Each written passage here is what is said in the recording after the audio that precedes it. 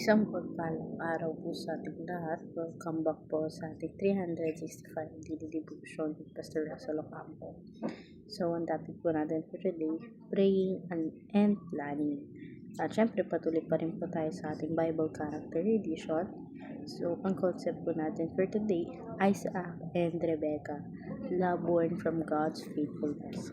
Isaac was the son God promised to Abraham, and Rebecca became his wife through God's careful guidance. Their meeting was not an accident. Abraham prayed and trusted God. His servant obeyed God's direction. Rebecca chose to trust God and leave her home.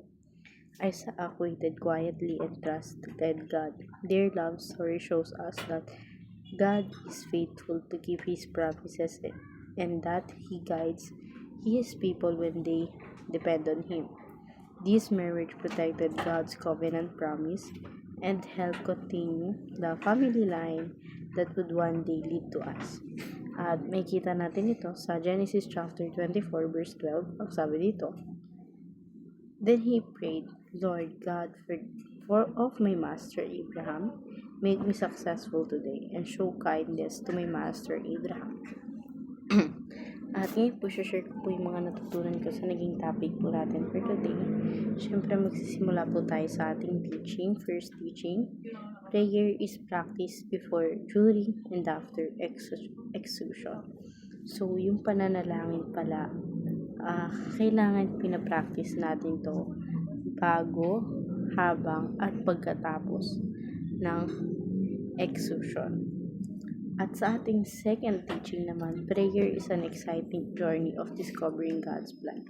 So, yung pananalangin pala, meron din siyang kalakip na excitement, feeling sa isang tao, lalo na kung dinidiscover mo or patungo ka sa journey kung saan dinidiscover or kinikilala mo si God sa mga plano mo. Sa ating third teaching naman, prayer ultimately leads to successful outcome. So, yung pananalangin mo, meron din siyang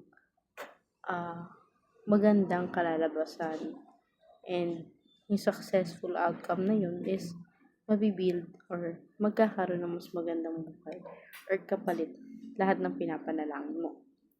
So sa ating dadako na po tayo ngayon sa ating application. First application, pray to discern God's plan. So manalangin tayo palagi at hingin sa Panginoon yung plano niya sa buhay natin, sa bawat isa, sa sarili mo, sa magulang mo, at sa lahat ng mga nakapaligid sa iyo. Sa ating second application naman, pray to every stage of the plan. So, palagi kang manalangin sa planong gagawin mo. Every steps ng gagawin mo, dapat hinihingi mo to ng panalangin sa ating Panginoon. Sa ating third application naman, pray to praise God for every outcome. So, lahat ng ginagawa nating decision sa buhay natin or yung mga plano sa buhay natin, even though hindi successful yung naging outcome ng plano natin, kailangan pa rin natin manalangin at magpasalamat sa ating Panginoon. At nadako tayo ngayon sa ating last part, which is in discussion, how would you improve your prayer life? So, para sa akin, may improve ko yung sarili ko sa prayer life ko nang sasamahan ko siya ng pagbabasa or pag-aaral ng salita ng Diyos sa Biblia. Siyempre, ang kalakip ng pangingiusap natin sa Panginoon is yung nabibigyan niya rin tayo ng tugon using the Bible. Sa ating dive deeper ngayon, how was the prophetic blessing to Rebecca fulfilled in Christ?